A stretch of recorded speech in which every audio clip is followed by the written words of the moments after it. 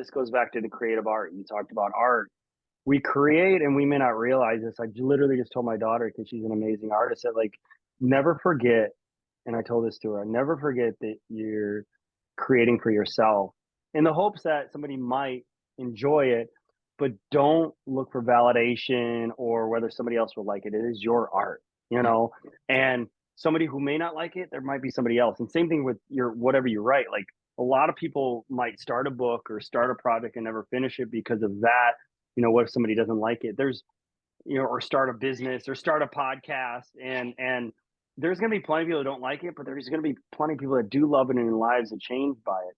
What motivated me to write it was like when I went down the aisles into the bookstores and even looked on Amazon for a book that I wanted to write. I still to this day I don't really haven't seen a man who's written about the way I write my book about male child sexual abuse trauma from my perspective and using it as a growth moment and seeing the gift in these painful experiences in my life. And so since then, it's just been great because I've been able to, other men have opened up. I've talked to at least four people who have written books because of my book and some of the things that I've said.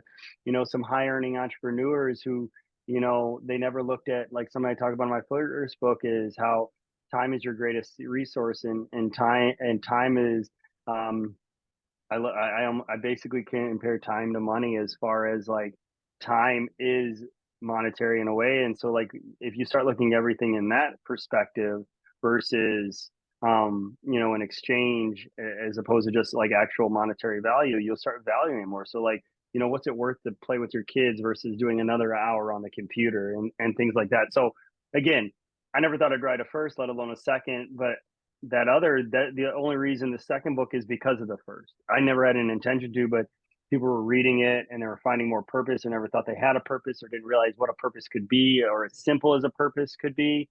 And then, but people are still struggling who have read that and it really helped them of like the aspect of